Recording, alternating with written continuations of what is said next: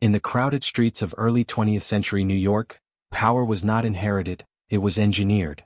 One man studied every alliance, every rivalry, every weakness, and began turning chaos into structure. While others fought over corners and territory, he built networks, systems, and rules that reached far beyond the streets. Meetings replaced gunfire, ledgers replaced rumors, and loyalty became currency. Behind closed doors, decisions reshaped entire cities. From immigrant neighborhoods to private clubs, from hidden back rooms to courtrooms filled with reporters, his influence expanded, adapted, and survived. This is the story of how organization became the most dangerous weapon in the underworld. The story of Lucky Luciano is more than just one of crime. It's the tale of a man whose vision altered the very fabric of organized crime and left a lasting legacy that continues to shape global criminal operations even today. Born Salvatore Lucania in Sicily, Luciano's early life was marked by hardship, a feeling of being trapped in a world that offered no promise, no future. But what set him apart from many others was his ability to see beyond the immediate circumstances, his uncanny knack for recognizing opportunities where others saw only obstacles. This, in many ways, was the hallmark of his rise, a blend of strategic genius, ruthless ambition, and an understanding of human nature that allowed him to navigate a world of violence and deception like few others could. At the heart of Luciano's story is his ability to transform the chaotic, fragmented world of organized crime into a structured, profitable empire. The Mafia, prior to Luciano, was a world defined by fragmented allegiances, shifting power dynamics, and constant infighting. Each crime family operated in isolation, more concerned with survival than with building something greater. The fragmented nature of the underworld made it chaotic, often leading to unnecessary violence, turf wars, and a lack of progress. Luciano's genius, however, lay in his ability to see the flaws in this system and to create a structure that was more than just a collection of individual families. He envisioned a unified, organized syndicate with a hierarchy that mirrored that of legitimate business operations. But what makes Luciano's rise so compelling is not just his strategic brilliance but also the sheer psychological power he wielded. He was able to control men through a combination of loyalty and fear, understanding the balance between the two in a way that few others did. Loyalty within the Mafia was not just a matter of respect, it was a matter of survival. Luciano built alliances with a cast of characters who would help him shape his empire, men like Meyer Lansky, who would prove invaluable in business operations, and Frank Costello, who brought an understanding of political maneuvering that would become crucial to Luciano's success. But just as loyalty was central to his empire, so too was betrayal, a constant undercurrent in the world Luciano inhabited. It was this duality that would ultimately define his rise and his fall. The emergence of Luciano as a figure who could unite the disparate elements of the Mafia didn't happen overnight. It was the result of years of observation, subtle manipulation, and the careful cultivation of relationships. He was not a man to rush into anything. His patience was as much a weapon as his ruthlessness. By the time he began to make his mark in New York, he had already built a reputation as a shrewd operator who understood how to deal with the intricacies of the underworld. He knew the value of alliances, the importance of controlling resources, and most importantly, how to stay one step ahead of his rivals. One of the key elements that set Luciano apart from other mobsters of his time was his vision for the Mafia. While many others were content to engage in short-term gains, Luciano was thinking long-term. His ability to see the big picture and plan for the future was evident in the way he structured his operations. His vision was simple: unify the Mafia, streamline its operations, and make it a force to be reckoned with, not just in New York but across the United States and eventually around the world. The creation of the Commission, a governing body that oversaw the operations of the 5 major crime families in New York, was one of the most revolutionary aspects of his vision. It was his way of bringing order to a world that had long been defined by chaos. The formation of the Commission didn't just represent a shift in how the Mafia operated, it marked the beginning of a new era in organized crime. Luciano's ability to create a structure that balanced cooperation and competition, fear and loyalty, is what made the Mafia so powerful during his reign. No longer were the families isolated, constantly fighting among themselves for power. Instead, they were united under a single umbrella, with Luciano at the top, pulling the strings from behind the scenes. This gave him a level of influence that no other mob boss had ever wielded before. But Luciano's rise was not without its challenges. Throughout his career he had to deal with rivals, both inside and outside the Mafia, who were determined to take him down. He was a master at navigating these power struggles, using a combination of intelligence, charm, and, when necessary, brutality to eliminate his enemies. One of the most pivotal moments in his rise came during the Castellamarese War, a bloody conflict between two factions within the Mafia that nearly tore the underworld apart. Luciano's decision to betray his mentor, Joe Masuria, and side with Salvatore Maranzano, the other major faction leader, was a calculated move that secured his position as the dominant figure in the Mafia. This betrayal was a defining moment for Luciano, a moment that would set the tone for the rest of his career. Luciano's ability to make such a bold move speaks to the cold calculation that defined his approach to life and crime. He was not sentimental, and he didn't allow personal relationships to cloud his judgment. In his world, loyalty was earned, and loyalty could be easily discarded if it served his greater purpose. This ruthless pragmatism became his hallmark, allowing him to climb to the top while others were left behind. The psychological complexity of Luciano's character is what makes his story so fascinating. He was a man driven by a combination of ambition, survival, and the pursuit of power. He understood that in the underworld, respect was everything, but respect could only be maintained through fear and dominance. It was this understanding of power dynamics that allowed him to control not just his allies but his enemies as well. He knew how to use people to his advantage, and he was unafraid to turn on those who no longer served his purposes. But power, as Luciano would learn, comes with its own set of dangers. As his influence grew, so too did the number of people who wanted to bring him down. Law enforcement, rival mobsters, and even former allies all saw him as a threat to their own power. The more Luciano achieved, the more enemies he made, and the more he had to watch his back. His empire, while vast and powerful, was built on a foundation of instability, a constant battle for control that would eventually lead to his downfall. The psychological toll of Luciano's rise to power is often overlooked in accounts of his life. The constant scheming, the betrayals, and the weight of leadership must have been exhausting, both mentally and emotionally. Luciano was not just managing a criminal enterprise, he was managing a web of relationships, each one fraught with its own risks and challenges. Every decision he made, every alliance he forged, had consequences that rippled throughout the underworld. The pressure must have been immense, but it was something Luciano seemed to thrive under. His ability to maintain his composure and stay one step ahead of his enemies was one of the key reasons for his success. However, no matter how successful he became, Luciano's story was always bound to end in tragedy.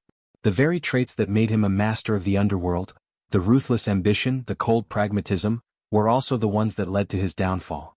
As much as he tried to control his destiny, there were forces beyond his power that ultimately brought him down. The law, the government, and even betrayal from within his own ranks would eventually lead to his arrest and imprisonment. But even in prison, Luciano's influence remained strong. His story did not end in a cell.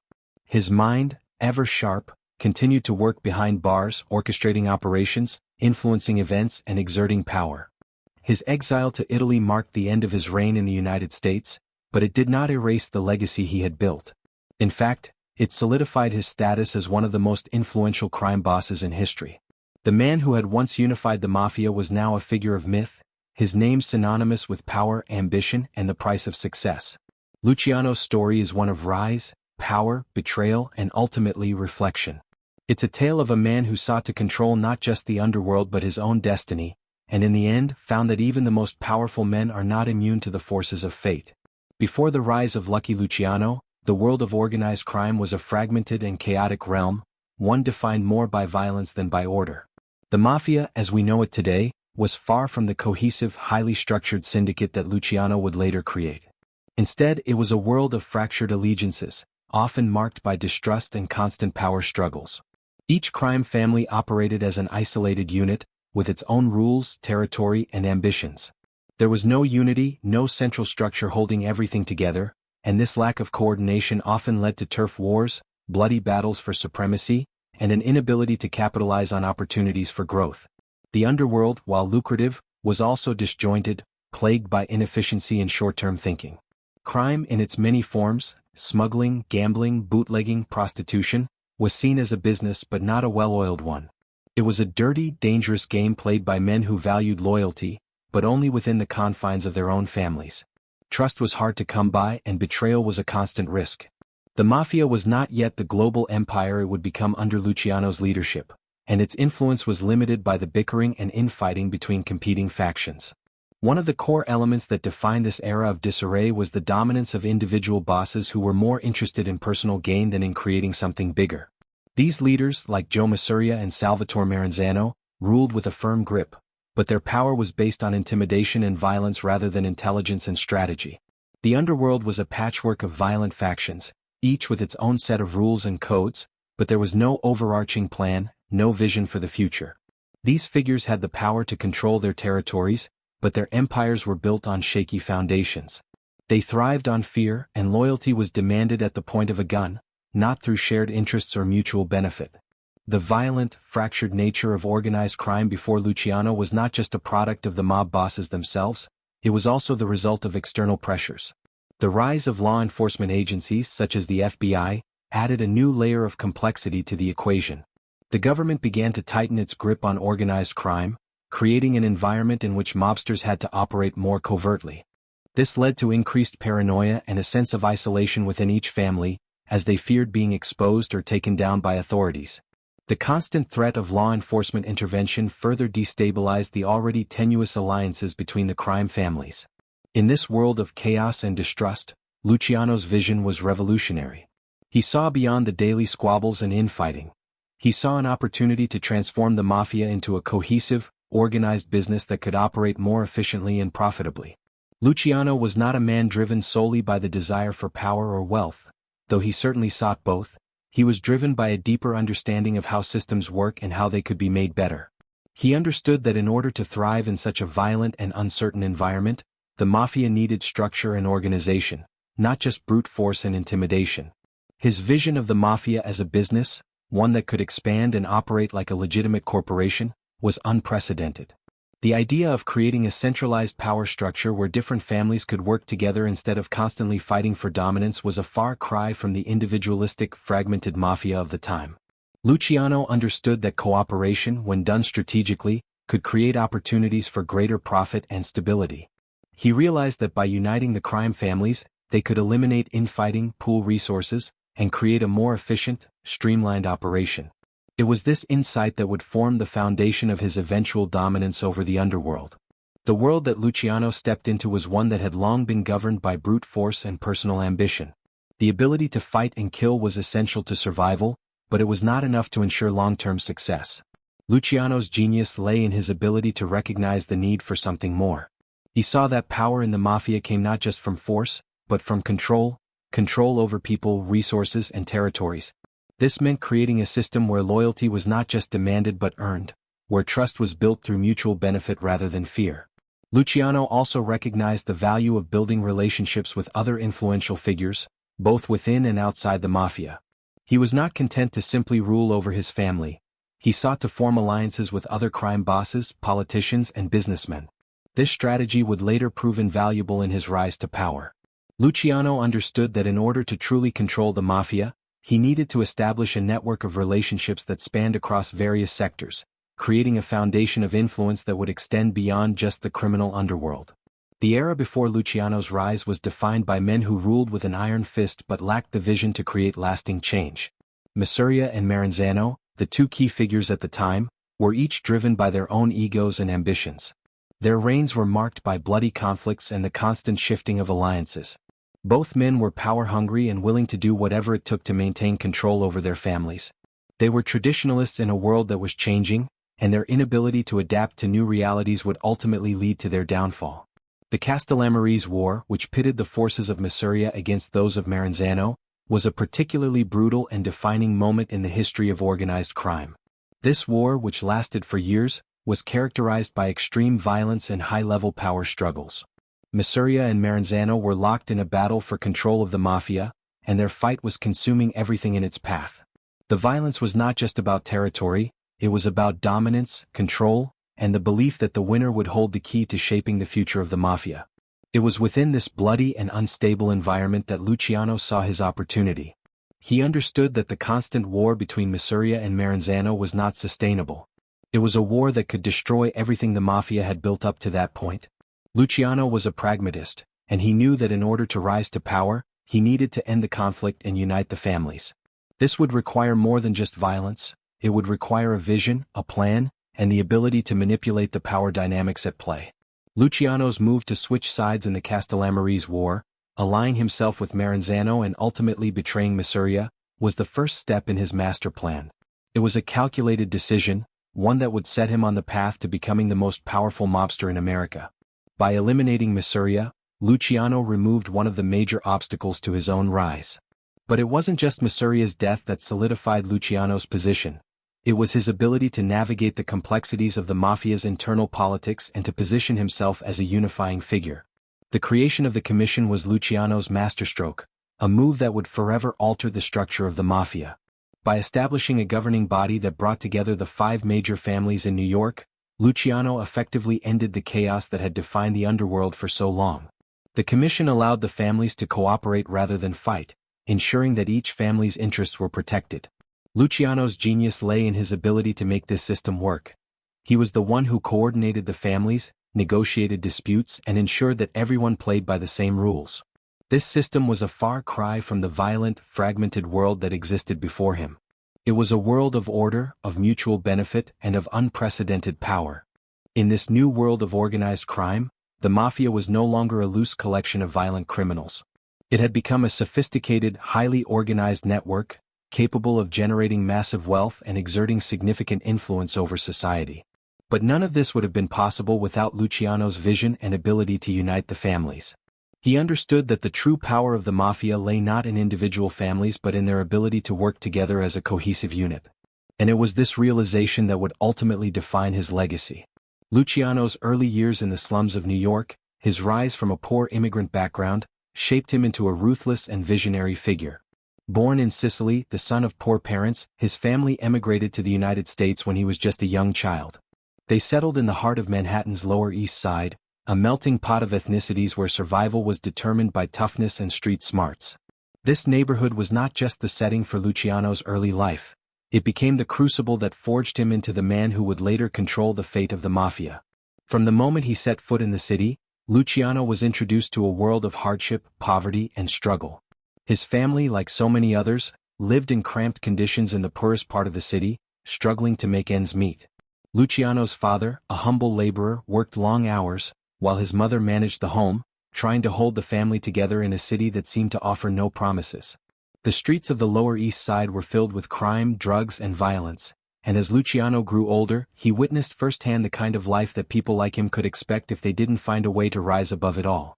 It wasn't just the poverty or the crime that shaped Luciano, it was his keen sense of observation. Even as a young boy, he understood the dynamics of the streets, how power was wielded, how alliances were formed, and how betrayal could be just as dangerous as any weapon. The world of organized crime wasn't foreign to him, it was the only world he knew. His first exposure to criminal activity came when he was still a teenager, hanging out with older boys who were already involved in petty crime, shoplifting, bootlegging, and extortion. These early experiences taught him valuable lessons about how the world worked, and most importantly, how to survive in a world that demanded toughness and loyalty. It wasn't long before Luciano found himself entangled in the larger underworld of New York. By the time he was in his late teens, he had already been arrested a few times, mostly for minor offenses like assault and theft. But it was during this time that he first came into contact with some of the key players in the Italian-American Mafia, men who would shape his destiny. Through these early associations, Luciano quickly learned that the key to success in the criminal world was not just about strength, it was about brains. Brute force would only get a man so far, but it was intelligence, manipulation, and strategy that separated the true players from the small-time crooks. Luciano's first significant encounter with the Mafia came when he met a man named Arnold Rothstein, a notorious Jewish gambler and racketeer who was already a powerful figure in the criminal underworld. Rothstein was known for his calm demeanor, his strategic thinking, and his ability to control large, lucrative operations. He wasn't the type of man who used violence to solve his problems. Instead, he relied on his intellect, his connections, and his ability to make deals. Rothstein's influence on Luciano was profound. Luciano admired his ability to remain cool under pressure, to make deals with politicians, and to run criminal operations as if they were legitimate businesses. It was this business-minded approach that Luciano would adopt as his own, later turning the Mafia into an empire built not just on fear, but on organization, efficiency, and most importantly, profitability. Despite his admiration for Rothstein's methods, Luciano was still a young man with a lot to prove. He wasn't yet the cold, calculating figure he would later become, but he had a certain charisma and ambition that set him apart. He had an instinctive understanding of the value of loyalty and the power of a well-timed betrayal. Over the next few years, Luciano began to carve out his own niche within the Mafia, working his way up through the ranks by using his street smarts and his growing network of contacts. His rise was marked by a series of alliances with key figures in the underworld, each one carefully crafted to benefit him in the long run. One of the most important alliances he formed was with Meyer Lansky, a fellow Jew who would become one of Luciano's closest allies. Lansky was a brilliant strategist, known for his ability to run complex gambling operations and for his connections to powerful politicians and businessmen. Together, Luciano and Lansky would build an empire that stretched from New York to Miami, and eventually to cities across the United States. Lansky, like Luciano, understood the value of organization. While Luciano focused on the operational side of things, Lansky handled the financial and logistical aspects of their criminal enterprises. The two men complemented each other perfectly, and their partnership would prove to be one of the most successful in Mafia history. As Luciano's influence continued to grow, he found himself in direct competition with the reigning bosses of the time, Joe Masuria and Salvatore Maranzano. These two men controlled most of the Mafia's activities in New York, and each one saw Luciano as a threat to their power. At the time, the Mafia was divided into several factions, each one vying for control of territory and influence. The constant infighting between the different families created a volatile environment, one where alliances were short-lived and betrayals were commonplace. In this chaotic atmosphere, Luciano's rise seemed inevitable. He was not only a skilled operator, but he also had the vision to see that the fractured nature of the Mafia would ultimately lead to its downfall. Luciano recognized that in order to truly consolidate power, he needed to end the constant war between the different factions and bring unity to the Mafia. His solution was a bold one.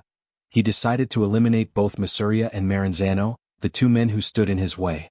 The Castellamarese War, a bloody conflict between Masuria's and Maranzano's factions, provided the perfect backdrop for Luciano's rise.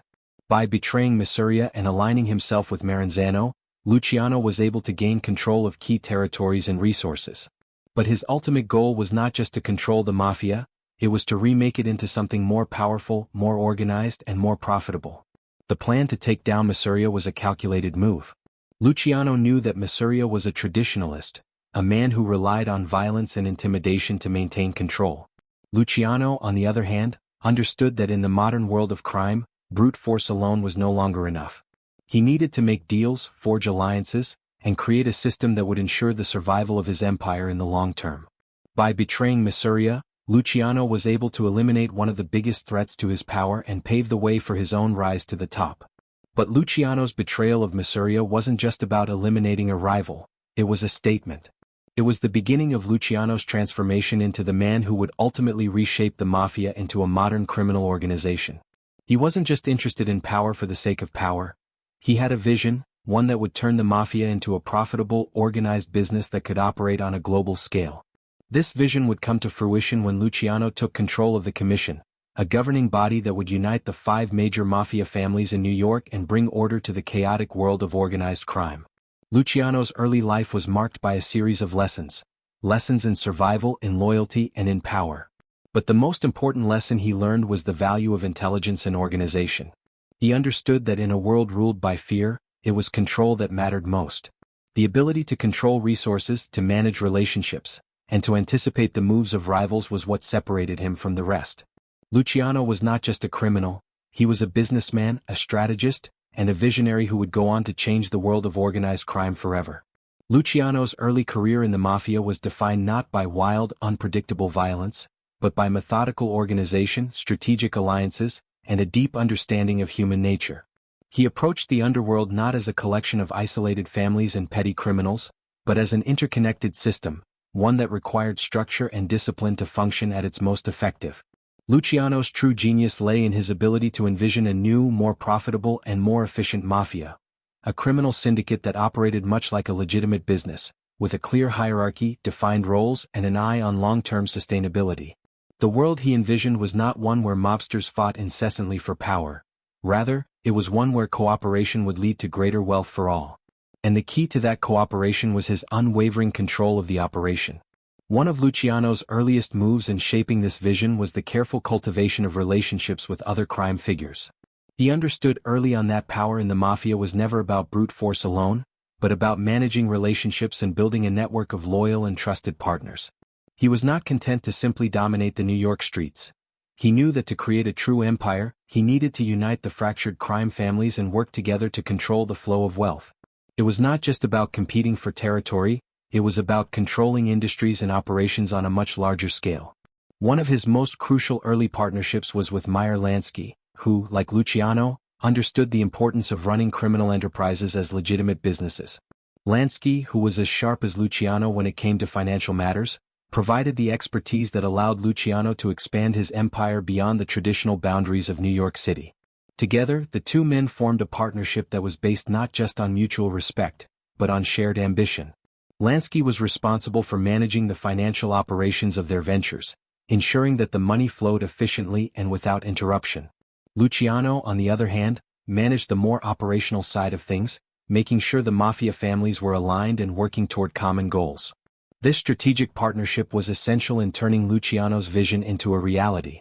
Rather than relying on street thugs and violent enforcement, Luciano sought to bring the Mafia into the modern world, organizing it into a multifaceted business that had its hands in nearly every profitable illegal industry.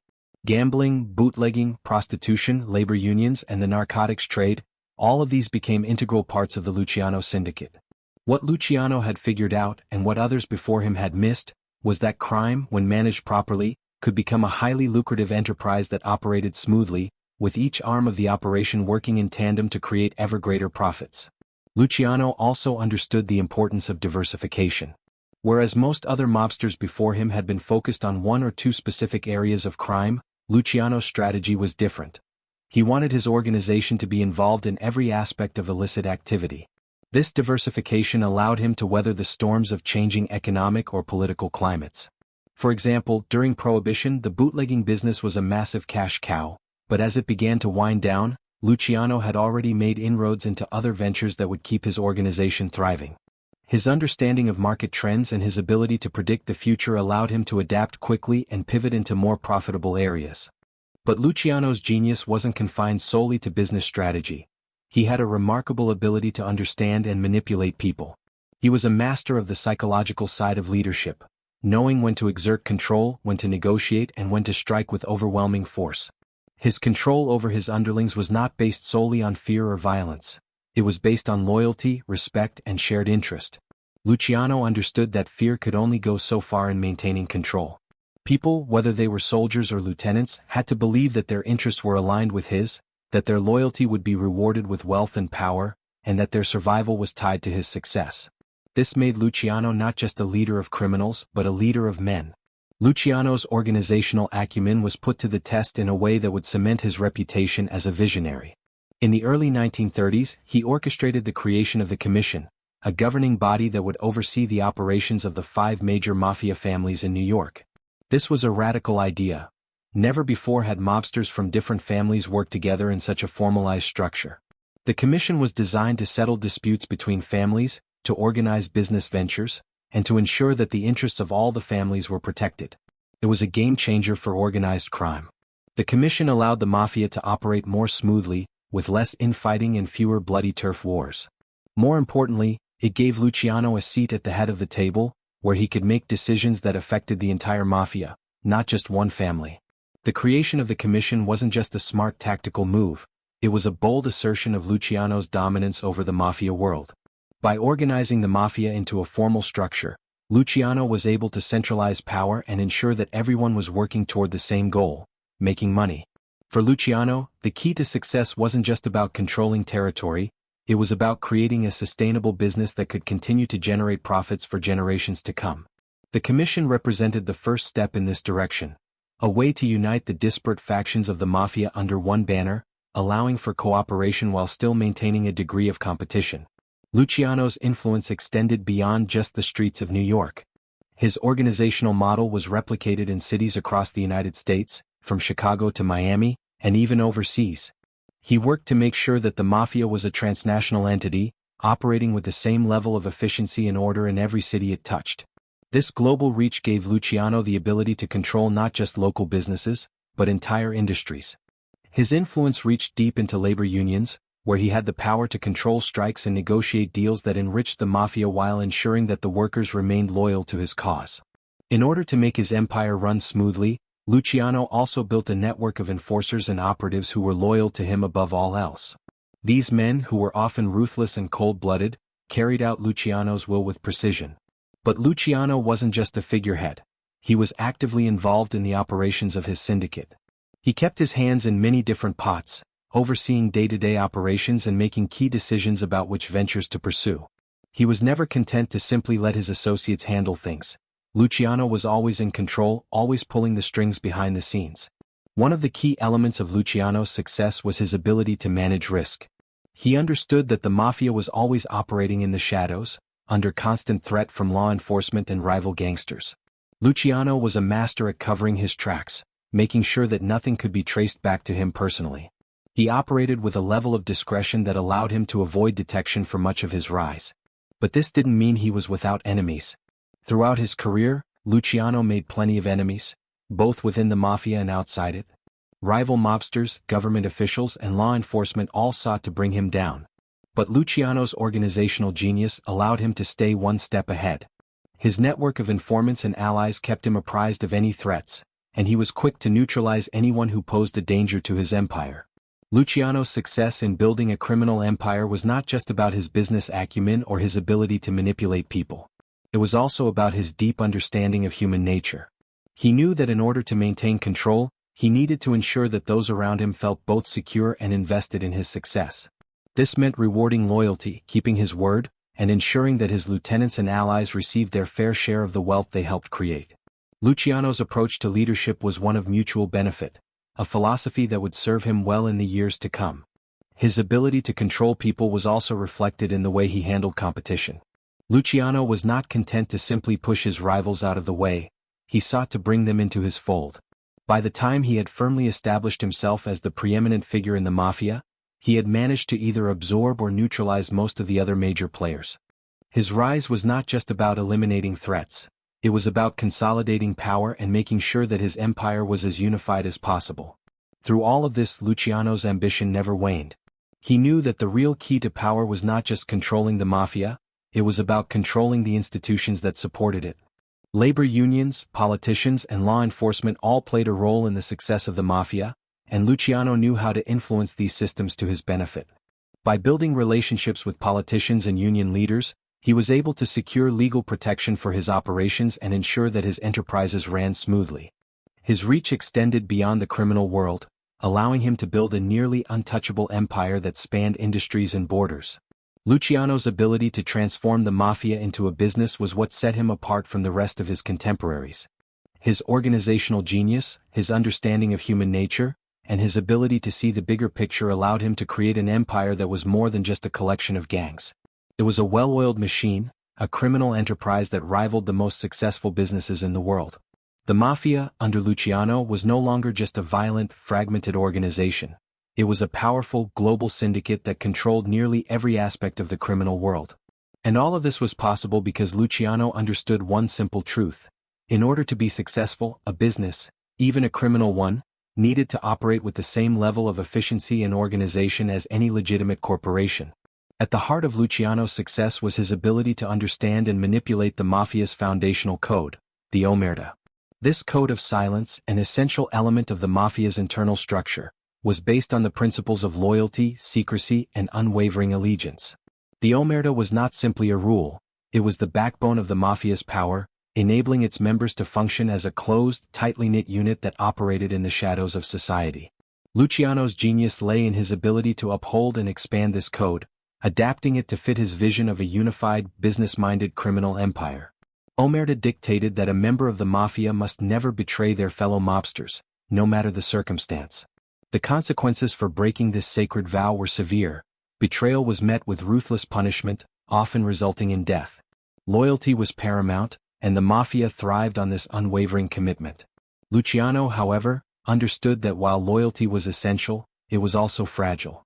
In a world filled with ambition, rivalry, and shifting alliances, loyalty had to be earned and reinforced regularly.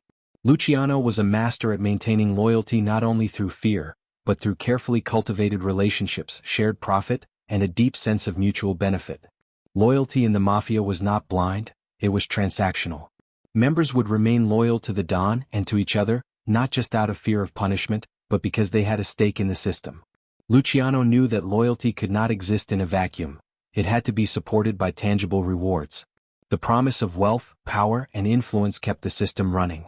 And Luciano ensured that his soldiers, capos, and lieutenants all benefited from the success of the Mafia's operations. This loyalty was further cemented by Luciano's careful handling of internal politics. He understood the delicate balance of power within the Mafia and made sure that key figures felt valued and protected, allowing them to build their own networks of loyalty beneath him.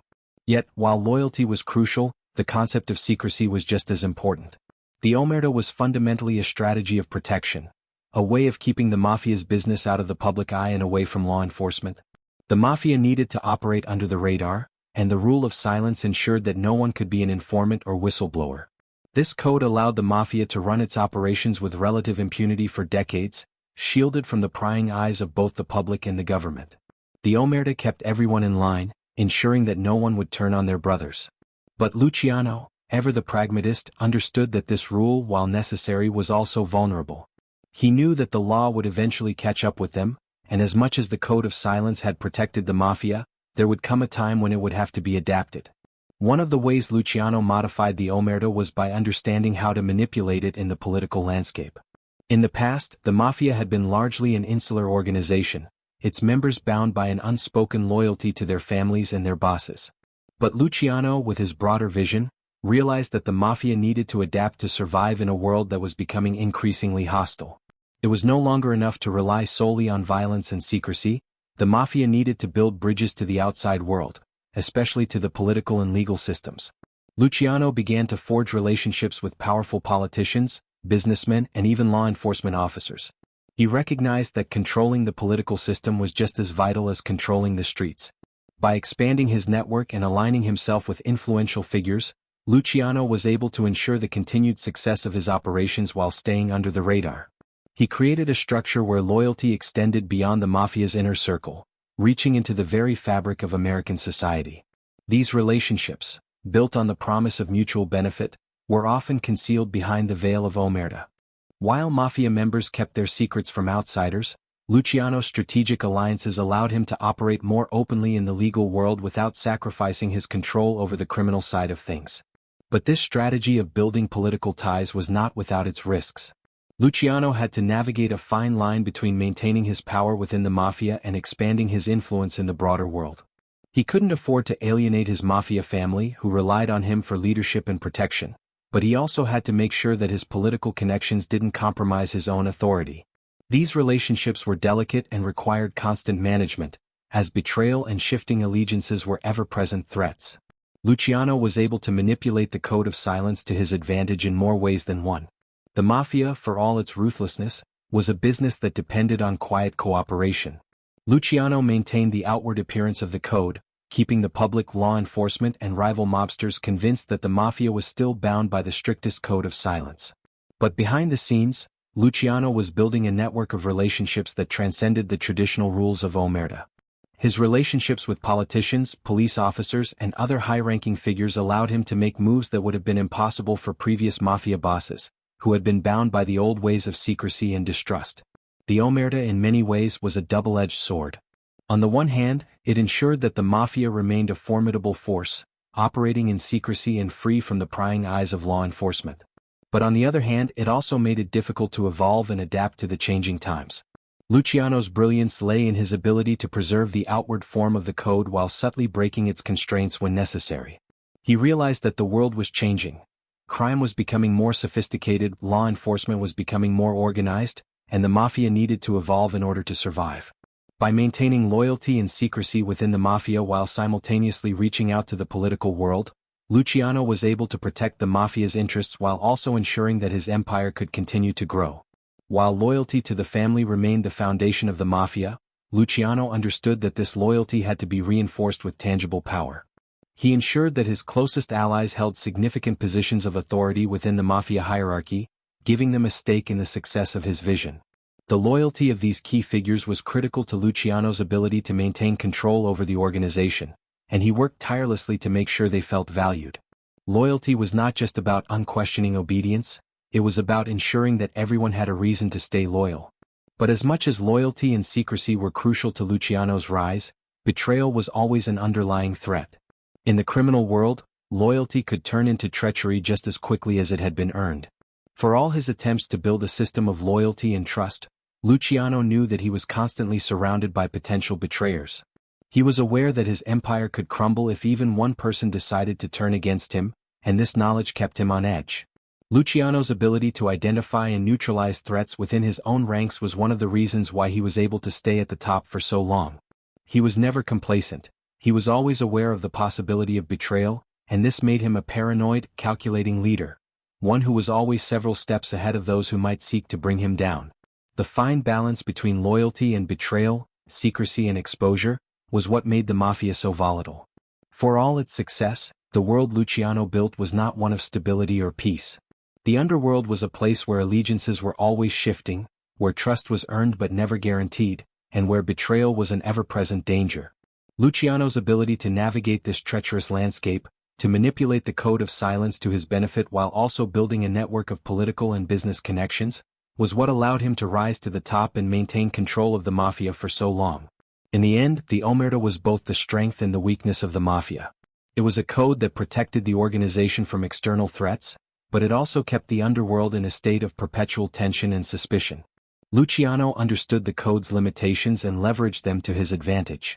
He was able to create a Mafia that was not just defined by its code of silence, but by its ability to adapt to changing times, forge new alliances, and continue to thrive in a world that was increasingly hostile to its existence. The Omerta was a tool, but it was not the only tool in Luciano's arsenal. His true genius lay in his ability to use it strategically, combining loyalty, secrecy, and business acumen to build an empire that would forever change the world of organized crime. Luciano's vision of the Mafia was one where criminal enterprises operated like legitimate businesses, organized, profitable, and efficient. His understanding of how the underworld could function like a well-oiled machine transformed the very nature of organized crime. Unlike many of his predecessors who relied on raw violence, intimidation, and chaos, Luciano realized that the Mafia's power could be magnified exponentially if its operations were streamlined and operated with the same level of precision as a major corporation. He understood that for organized crime to thrive in a modern world, it would need to be as organized, adaptive, and entrepreneurial as any legitimate business empire. The first step toward turning the Mafia into an empire was recognizing the vast potential of illegal industries. Luciano and his associates had their hands in nearly every lucrative criminal operation of the time, but they understood that diversification was the key to long-term sustainability. Instead of relying solely on extortion or simple street-level rackets, Luciano saw the potential for the Mafia to expand into larger, more profitable sectors. He recognized that crime, much like any business, had growth potential. What Luciano did better than anyone before him was integrate different elements of the underworld into a cohesive system that worked toward mutual profitability. Gambling was one of the first and most lucrative areas Luciano and his associates tapped into. The illegal gambling business had long been a major source of income for the Mafia, but under Luciano's leadership, it evolved into something much more sophisticated. The Mafia didn't just run small street games or low-level bookmaking operations. Luciano's empire controlled massive gambling networks that reached across the United States. These networks were deeply integrated into the fabric of society, operating in major cities like New York, Chicago, and even Las Vegas. Luciano's control over these operations was not just through muscle and intimidation, but through meticulous organization, ensuring that everything ran smoothly from top to bottom. He invested in the infrastructure that made gambling an ongoing source of massive profits, from the creation of front businesses that hid illegal activities to the management of high-stakes operations that catered to wealthy individuals. Another key area where Luciano saw potential was bootlegging. During the Prohibition era, when alcohol was banned across the United States, organized crime seized the opportunity to fill the demand. While other mob bosses relied on low-level street operations to distribute alcohol, Luciano envisioned a more widespread and effective system. Under his leadership, bootlegging became a massive operation, involving everything from distilleries to smuggling routes, often crossing state lines and international borders. Luciano didn't just rely on existing illicit networks. He expanded them, creating supply chains that were as efficient and profitable as any legitimate enterprise. He understood the logistics of the operation, how to move large quantities of alcohol without attracting too much attention, and how to keep the profits flowing despite law enforcement crackdowns. As bootlegging became a lucrative venture, Luciano also saw the potential in labor unions. He realized that controlling labor unions not only provided an additional revenue stream, but it also gave him political leverage. By infiltrating and controlling unions, particularly in New York and along the East Coast, Luciano and his associates were able to manipulate the flow of goods, influence political decisions, and even control the construction of key infrastructure projects. Unions were an essential part of the American economy, and by controlling them, Luciano had the power to shut down industries, demand bribes, and ensure that his operations continued without interference. The labor unions became one of the cornerstones of his empire, enabling Luciano to expand his influence beyond the world of crime and into the very heart of American society. While his business dealings were expanding, Luciano also took steps to ensure that he maintained control over the Mafia's operations. He was a master at delegating authority, allowing his lieutenants and capos to run day-to-day operations, but always with the understanding that everything ultimately fell under his command. This structure allowed him to oversee multiple operations at once, ensuring efficiency and profitability. His network of loyal allies and subordinates, including men like Meyer Lansky and Frank Costello, helped him manage different regions and industries. Luciano trusted his inner circle, but he also kept them in check, making sure that everyone remained loyal to the broader goals of the organization. While other mafia bosses struggled with internal betrayals and power struggles, Luciano's leadership kept everything running smoothly, allowing him to amass a fortune and create an empire that spanned several industries. Luciano's operations were not confined to the United States. He had an international vision, recognizing that the Mafia could not just be a regional force, it needed to operate globally. With connections in Cuba, Italy, and South America, Luciano extended his empire to new territories. Havana, Cuba, became a crucial part of Luciano's global network. It was not just a tropical paradise, it was a strategic hub for Mafia activities. With its proximity to the United States, Havana became an ideal location for smuggling operations, gambling ventures, and drug trafficking. Luciano's influence in Cuba was extensive, and he formed key alliances with politicians and businessmen to ensure that his operations went uninterrupted. The gambling world in Havana was particularly lucrative, with Luciano's connections turning the city into a hotspot for American tourists looking to indulge in illegal activities. This international expansion helped Luciano diversify his operations even further, establishing a global network that made him one of the most powerful and influential figures in organized crime. The involvement in drugs, particularly heroin, was another lucrative aspect of Luciano's expanding empire. While prohibition had ended in the late 1930s, the potential for profit in the drug trade was undeniable. Luciano's foresight allowed him to invest early in the heroin trade, which would become one of the most profitable industries for organized crime in the years to come. His involvement in heroin smuggling networks was both vast and sophisticated. Luciano, with his ability to forge partnerships and manage multiple interests, was able to create a reliable supply chain that moved drugs efficiently from overseas to the United States. While heroin was a dangerous and illegal trade, Luciano viewed it through the same lens as his other criminal enterprises, an opportunity for organized crime to operate with maximum efficiency and minimal risk. Beyond these criminal enterprises, Luciano also ensured that his empire operated within the bounds of practicality. He was keenly aware that the Mafia was always vulnerable to external threats, particularly law enforcement. He took steps to ensure that his operations were as insulated from law enforcement as possible. He made sure to keep operations compartmentalized so that if one aspect of the business was compromised, it wouldn't bring down the entire organization. He also utilized his political connections to create a buffer between the Mafia and the authorities. His relationships with corrupt politicians and law enforcement officers allowed him to continue operating with little interference from the government. Luciano's understanding of how to run a business was far beyond the scope of traditional criminal enterprises. He approached crime as an entrepreneurial venture, using business principles such as diversification, long-term planning, and reinvestment to expand his influence. By the time he had firmly established himself as the most powerful mob boss in America, Luciano had transformed the Mafia into a thriving empire, generating millions in profits every year. His ability to organize, delegate, and innovate set him apart from his peers and cemented his place as one of the most influential figures in the history of organized crime. In many ways, Luciano's approach was ahead of its time. While the Mafia had long been known for its brutality and lawlessness, Luciano's vision of organized crime as a business enterprise marked a fundamental shift. He understood that the key to success lay not just in domination through violence, but in creating a sustainable, profitable, and organized system that could thrive in the modern world.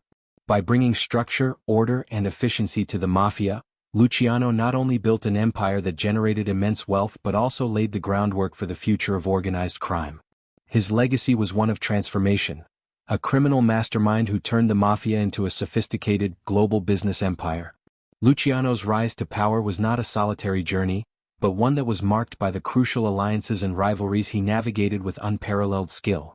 The Mafia world, notoriously treacherous and filled with power struggles, demanded a unique brand of leadership, one that balanced loyalty, manipulation, and a cold understanding of the ever-present dynamics of betrayal. Luciano's ascent was not just the result of his ruthless ambition but also of his ability to forge alliances with powerful figures, both within the Mafia and beyond. His relationships with other mobsters, politicians, law enforcement officials, and businessmen became the pillars on which he would build his empire. However, these alliances were never without cost, and over time Luciano's network would be tested by betrayal and shifting loyalties, forces that would shape his path to the top and, ultimately, his eventual downfall. At the core of Luciano's early success was his relationship with the man he viewed as both a mentor and a stepping stone, Arnold Rothstein. Rothstein was already a legend in the world of New York's criminal elite when Luciano entered the scene. Known as the Brain, Rothstein was a gambler, financier, and racketeer who ran sophisticated operations that transcended the petty violence and chaos of street-level crime. Rothstein's success lay in his ability to treat crime like a business, something that Luciano would later adopt as his own guiding principle. Their relationship was a symbiotic one. Rothstein provided the guidance and connections Luciano needed to rise in the ranks, while Luciano brought fresh energy and ambition to Rothstein's operations. But like all powerful figures in the criminal world, Rothstein's reach came with limits. When Rothstein was murdered in 1928, it was clear that his era had come to a violent end, and it was Luciano, with his organizational genius, who would rise to take his place. While Rothstein's death marked the end of one era, it also signaled the beginning of another. Luciano was not content to inherit Rothstein's operations and legacy. He sought to reshape the Mafia world itself. It was at this point that he began to carefully navigate the complex web of rivalries that defined the underworld. New York was home to a number of powerful Mafia bosses, and while Luciano's ultimate ambition was to unite them under one banner, this would not be achieved without bloodshed. The Castellamarese War, a violent struggle for control of New York's Mafia families, was a critical turning point in Luciano's rise. The war was fought between the factions led by Joe Masuria and Salvatore Maranzano, two dominant figures who controlled the most powerful families in the city. Both men saw Luciano as a threat, and both had reason to want him removed from the picture. The struggle for power would ultimately define Luciano's ability to consolidate his power, but it would also highlight the brutal reality of the Mafia world. Loyalty and betrayal went hand in hand. Luciano's decision to align himself with Maranzano was a pivotal moment. Maranzano, a Sicilian immigrant, had ambitions of creating a more hierarchical, organized mafia, but his approach was deeply traditional and rooted in old-world thinking. His model of leadership was one of brutal dominance, where power was exercised through violence and fear. In contrast, Luciano's vision was far more pragmatic. He was not interested in maintaining a fractured, violent mafia. He wanted to unite the families, to create a cohesive structure that could rival any legitimate business empire. While aligning with Maranzano allowed Luciano to gain temporary power, it also set the stage for one of the most consequential betrayals in Mafia history. The turning point came in 1931, when Luciano orchestrated the murder of Maranzano. With Maranzano dead, Luciano was free to assume control over the New York Mafia without the hindrance of a powerful rival. But even as he consolidated power, Luciano faced another challenge in the form of Joe Masuria. The war between Masuria's and Maranzano's factions was a bloody one, and while Luciano had already ensured that he was in a strong position to take control of the five families, he needed to deal with Masuria's stronghold. Luciano's decision to betray Masuria and align with the rival faction led by Maranzano was not one made lightly, but it was a decision that proved pivotal in Luciano's rise. The story of Masuria's death is one that has become legendary, with many recounting how Luciano's men, under his orders, executed Masuria in a final act of betrayal that solidified Luciano's dominance in the Mafia. While the murders of Maranzano and Masuria were bloody and dramatic, they were also part of Luciano's broader vision for the Mafia's future. In many ways, these acts of violence served a practical purpose. They eliminated rivals who threatened his ability to unite the Mafia under a single, organized structure. Luciano's genius lay in his ability to build alliances while simultaneously weakening those who stood in his way. The killing of Mafia was the final act in his takeover of New York's Mafia families, and it set the stage for Luciano's ultimate victory in the Castellamarese War. The aftermath of Mafia's death saw Luciano emerge as the preeminent figure in the New York underworld. But his success was not solely due to the violent elimination of his rivals. It was his ability to restructure the Mafia's internal operations that set him apart. Luciano understood that in order to create a lasting empire, he needed to move beyond the constant infighting and rivalries that had previously defined the Mafia. His answer was the formation of the Commission, a governing body that would oversee the operations of all the Mafia families in New York and ensure that disputes were resolved through negotiation rather than violence. This was a game-changing move, one that set Luciano apart from his predecessors, who had operated in a fragmented, decentralized manner. The Commission was designed to bring order to the Mafia's operations, creating a system where families could cooperate with one another for mutual benefit. This was an essential shift in the way the Mafia functioned. Instead of individual families waging constant wars for dominance, the Commission allowed them to work together, sharing in the profits of organized crime while avoiding the constant bloodshed that had marred the previous era. The establishment of the Commission was a testament to Luciano's vision for the future of the Mafia, one in which cooperation rather than conflict would drive the organization forward. This was not just a move to consolidate power, it was a calculated attempt to build a criminal empire that could endure. Luciano's alliances were not limited to the Mafia world. His connections with politicians, businessmen, and even law enforcement officials became critical to his success. These relationships allowed him to operate with a level of impunity that previous Mafia bosses could only dream of. Luciano's ability to work with politicians, particularly those who were corrupt or willing to turn a blind eye to his activities, ensured that his operations ran smoothly. He was able to secure protection for his businesses and keep law enforcement at bay, all while expanding his influence in the political and business world. But even as Luciano's power grew, so too did the threats that loomed over him. Betrayal was always lurking just beneath the surface, and those who were closest to him were not immune to the pressures of the criminal world. Despite Luciano's careful management of his relationships, there were always individuals who sought to undercut him, men who felt that they could challenge his authority or undermine his influence. In the end, the very alliances that had helped him rise to power would also be tested, and Luciano would face challenges from within his own ranks that threatened the stability of his empire. As the years went on, Luciano's empire grew not only in power but in complexity. The mobster who had once been a small-time thug on the streets of New York had become the kingpin of an international criminal syndicate that spanned the globe.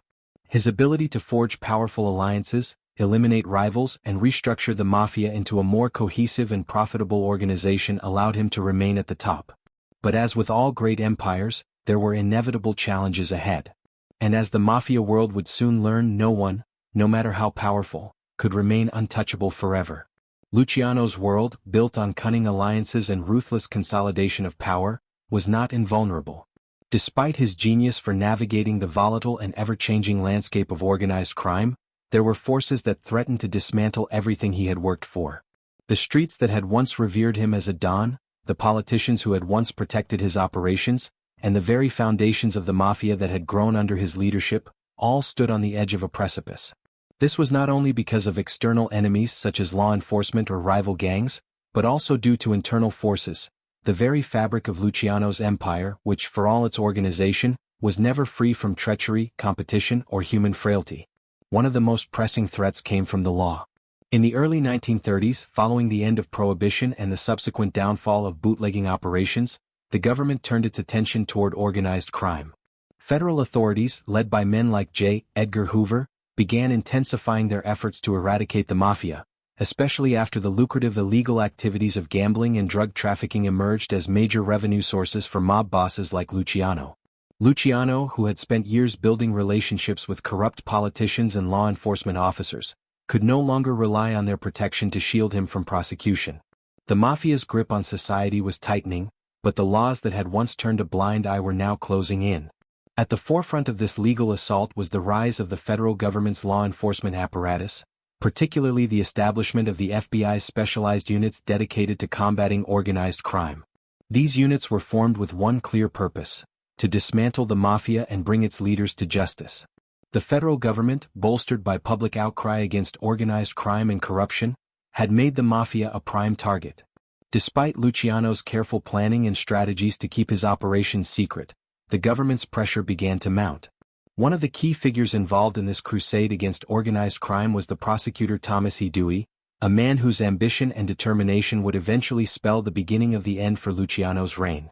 Dewey had made a name for himself in New York City as a hard-nosed prosecutor who went after corruption in the highest echelons of society. His focus on the Mafia and its inner workings made him a direct threat to Luciano's empire, and his relentless pursuit of the Don was perhaps the most dangerous challenge Luciano faced. Dewey's approach was methodical and strategic, much like Luciano's own methods in the world of organized crime. Dewey knew that in order to take down Luciano he needed solid evidence, something that could not be easily dismissed or swept under the rug. Dewey's campaign against Luciano culminated in a series of strategic arrests, wiretaps and surveillance operations. The government's efforts to gather evidence against the Mafia were meticulous and exhaustive. Luciano, aware of the increasing pressure from law enforcement, knew that it was only a matter of time before his world would unravel. Despite his ability to maintain control of his operations, the combined weight of federal investigations, the attention of the press, and the increasing scrutiny on his movements began to take its toll. By the early 1930s, Luciano's worst fears were realized. In 1936, after years of painstaking investigations, Dewey and his team finally gathered enough evidence to charge Luciano with running a nationwide prostitution ring. The charges were specific, calculated, and meticulously constructed. They were not based on vague allegations or flimsy evidence, but on a series of concrete facts that linked Luciano directly to the operations. The case against him was airtight, and the reality of the situation began to sink in. The government had him in its crosshairs, and this time, there would be no escape. The trial that followed became a media sensation, and it marked the beginning of the end for Luciano's reign over the Mafia. His once mighty empire, built on loyalty, secrecy, and ruthlessness, was now in jeopardy of collapsing under the weight of the law. Luciano's own defense team was no match for the prosecution, which had built a powerful case against him. The media frenzy surrounding the trial only amplified the pressure, making it impossible for Luciano to maintain the facade of invulnerability that he had worked so hard to cultivate. Luciano, ever the strategist, attempted to maneuver his way out of the situation, but his options were limited. He had become the symbol of the Mafia's power, and his conviction was seen as a symbol of justice against the criminal empire he had built. The jury, swayed by the weight of the evidence and the public pressure surrounding the case, found Luciano guilty of running a prostitution ring, sentencing him to a lengthy prison term. The trial was a monumental turning point, not just in Luciano's personal life, but in the history of organized crime in America. For the first time, a man of Luciano's stature had been brought down by the law, a symbol of how the government was beginning to close in on the Mafia's most powerful figures. But even in prison, Luciano's grip on the Mafia was not completely relinquished. Despite his conviction, he still retained influence over his underworld operations, a testament to the depth of his power. The notion of the Mafia Don's authority transcended the walls of the prison cell. Luciano continued to maintain communication with his associates, issuing orders, and directing his operations from behind bars. His network, carefully cultivated over years of leadership, remained loyal and functional, even as he faced the prospect of spending the rest of his life in prison. Luciano's ability to maintain control from within the prison system was remarkable. He was able to use his connections to continue influencing the direction of his empire, even as he fought to avoid being completely isolated from the outside world. His ability to maintain these connections through intermediaries and trusted lieutenants ensured that the Mafia did not fall into disarray, despite his legal troubles. However, the reality was that his power was waning. The Mafia, under Luciano, had grown into a complex and far-reaching organization, and as the years passed, the difficulty of maintaining that power from behind bars became increasingly apparent. The tension surrounding Luciano's imprisonment was exacerbated by the larger political and social dynamics of the time. The growing popularity of anti-mafia sentiment and the increasing efforts by the government to crack down on organized crime meant that Luciano's world was being squeezed on all sides. Even within the Mafia, there were those who saw his imprisonment as an opportunity to seize power for themselves. The rise of new mobsters, including rising stars like Frank Costello, created internal competition that further destabilized the once unified empire that Luciano had built. At the same time, Luciano's role as a symbol of the Mafia began to shift. No longer seen as an untouchable figurehead, he was now viewed as a cautionary tale, a man whose empire had crumbled under the weight of his own success and the relentless pursuit of the law. While his influence remained, it was no longer the dominant force it had once been.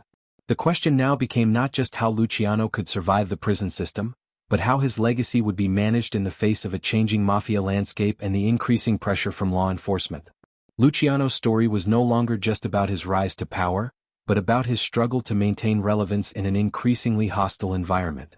The empire he had built, once a symbol of his brilliance and vision, was now under siege from all directions. Despite his best efforts to maintain control, the forces of law, betrayal, and time were catching up to him. What had once seemed like an invincible empire was now crumbling, and the man who had once been at the helm of a vast criminal syndicate was now facing the reality of his own limitations. In prison, Luciano had a choice. He could continue to resist the changing tides, fighting to maintain control over his fractured empire, or he could adapt to the new world that was emerging around him. Ultimately, his ability to adapt would determine not only his survival but also his legacy. Even behind bars, Luciano still had a hand in shaping the future of the Mafia. Yet the shift in power was undeniable, and the era of the all-powerful Don had begun to wane. As Luciano's trial and imprisonment marked the decline of his direct influence, his ability to maintain control over the Mafia became increasingly strained. Despite the best efforts of his loyal associates, the Don's grip on the underworld began to loosen. Luciano had always been a pragmatic and calculating leader, but the realities of his confinement in the infamous Dannemora prison, coupled with the rising pressure from both law enforcement and rival factions within the Mafia, forced him to confront a world that was beginning to shift beyond his control. His carefully crafted empire, which had been built on loyalty, secrecy, and business acumen, now seemed to teeter on the brink of collapse. Yet, the story of Luciano's downfall was not simply one of failure or inevitability. Instead, it was a dramatic chapter that illustrated his resilience and his ability to adapt to a changing world. In many ways, his ability to survive even as his power waned, was a testament to his genius as a strategist. Despite the walls that separated him from his empire, Luciano's mind was still at the center of the operation. From the confines of his prison cell, he continued to exert his influence, relying on trusted allies, family members, and intermediaries to relay messages and maintain the structure of his organization. While his physical presence was no longer felt on the streets of New York or Havana, his legacy still loomed large over the criminal world. However, the distance between the man and his empire was slowly growing, and the challenges that Luciano faced in maintaining his power were insurmountable in the long term. One of the greatest difficulties Luciano faced was the constant evolution of the Mafia itself. Under his leadership, the Mafia had transitioned from a loose collection of independent families into a highly organized criminal empire that operated like a business. Luciano's establishment of the Commission, a governing body that oversaw the actions of the five families, was a groundbreaking move that allowed for greater cooperation and control within the Mafia. The Commission was designed to resolve disputes, set policy, and manage the distribution of power among the various factions. It was an attempt to create order within a system that had once been defined by chaos and bloodshed. But as the years passed and Luciano's influence began to wane, the Commission itself became a source of internal tension. The power dynamics within the Mafia were always fragile, and as Luciano was removed from direct leadership, rival factions began to jockey for position. Frank Costello, one of Luciano's most trusted lieutenants, was emerging as a potential successor. Costello was a smooth-talking operator with a keen understanding of the political landscape, and his ability to navigate the corridors of power made him a popular figure within the Mafia. However, as Costello's stock rose, so did the competition for control of the Commission and the broader Mafia structure. The very stability that Luciano had carefully constructed was now threatened by the ambitions of men who saw an opportunity to seize power for themselves. Costello, while loyal to Luciano, was not without his own ambitions. As the Mafia families began to fracture, Costello's ascent represented a shift in the old order, one that was less centered on the violent, street-level criminality of the past and more focused on business deals and political maneuvering. Costello's vision for the Mafia was more in line with the evolving realities of the post-Prohibition era, where criminal enterprises could no longer rely solely on bootlegging, gambling, and prostitution. Instead, they had to adapt to a world where white-collar crime, union control and labor racketeering were increasingly profitable. But Luciano, even in his confined state, was not ready to surrender his power without a fight. His loyalists such as Vito Genovese, who had worked with Luciano for years, continued to rally behind him, even as the Mafia's internal politics grew more complex. Genovese's ambitions were also intertwined with the shifting allegiances within the Commission. His desire for power led him to make strategic alliances with other members of the Mafia, but it also made him a potential rival to Costello. The tensions between Costello and Genovese came to a head in 1957, when Genovese, backed by a faction of Mafia loyalists, attempted to take control of the Commission by orchestrating an assassination attempt on Costello. Although Costello survived the attack, the incident marked a turning point in the delicate balance of power within the Mafia. While Costello retained his position at the helm, the failed assassination attempt on him was a stark reminder of the growing instability within the Mafia's leadership. The traditional respect for hierarchy and loyalty that had once defined the Mafia was now being replaced by ambition, greed, and factionalism. The war for control of the Mafia families was no longer just a battle for territory, it had become a battle for the soul of the organization itself. Luciano, despite his imprisonment, was now a symbolic figure in this conflict. His absence from the streets did not mean that his legacy was forgotten.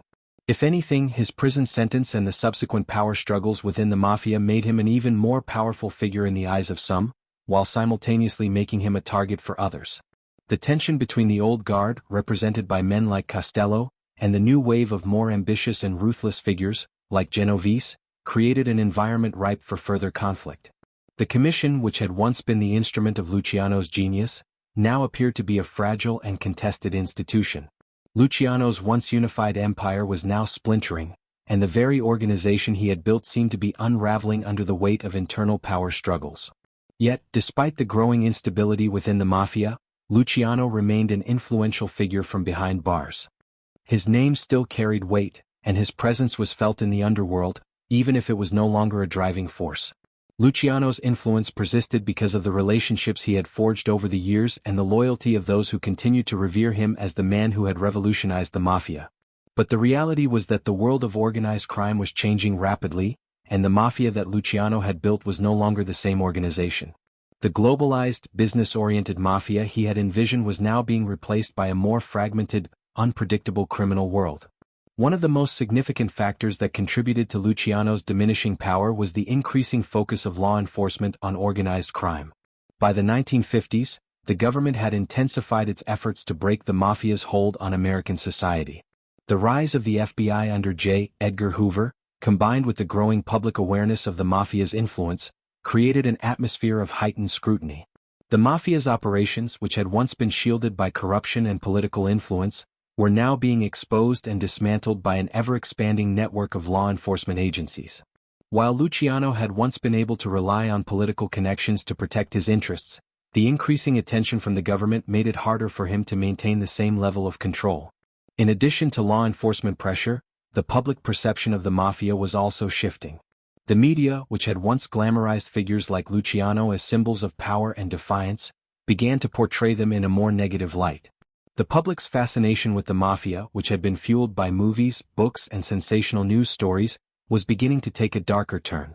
The media increasingly painted Luciano as a symbol of corruption and crime, and his legacy became intertwined with the criminality that he had once sought to legitimize. His transformation from a legendary figure who had united the Mafia to a criminal whose empire was crumbling was now complete. Luciano's struggles in prison were compounded by the fact that he had outlived his era.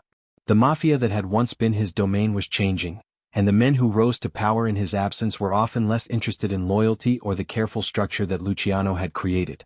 The world of organized crime was becoming more chaotic and unpredictable, driven less by strategy and more by raw ambition and violence. Luciano's empire, despite its strength in the past, was now at the mercy of a new generation of mobsters who were willing to betray, manipulate, and deceive to climb the ranks. The structure he had built, once a testament to his vision, was now being undermined by the very forces he had once used to rise to power. The empire was unraveling and Luciano was powerless to stop it. In his final years, Luciano's prison sentence and deteriorating health prevented him from making a major impact on the direction of the Mafia. He was eventually deported to Italy in 1946, a far cry from the powerful figure who had once controlled the Mafia from the streets of New York and Havana. His exile marked the end of an era, a time when the Mafia was a united and powerful force under the control of a single charismatic leader. Luciano's legacy would endure, but the organization he had once built had long since moved on without him, evolving into something unrecognizable from the world he had once dominated. The final chapter of his story was not one of a glorious rise or a heroic downfall, but rather one of quiet reflection on a criminal empire that could no longer withstand the forces of time, betrayal, and the relentless pursuit of law. The courtroom drama that surrounded Lucky Luciano's trial was as much a spectacle as it was a testament to the unrelenting pursuit of justice. It was a moment that would forever mark a turning point in both his personal life and the broader history of organized crime. 4 years, Luciano had been at the top of the criminal world, revered and feared in equal measure. He had constructed an empire built on loyalty, ruthlessness, and the strategic application of power. But now, for the first time, the long arm of the law had reached him, and the system he had worked so diligently to avoid was closing in. When Luciano was charged in 1936, the evidence against him was damning. His network of illegal activities, ranging from prostitution rings to gambling rackets and union manipulation, was vast, and law enforcement had spent years gathering information to build a solid case. While Luciano had managed to avoid conviction in the past, the stakes had never been higher. The government's efforts to put him away were no longer isolated incidents but part of a larger national crusade to dismantle the Mafia. The trial was not just a personal battle for Luciano, it had become a symbol of the broader war between the criminal underworld and the forces of law and order.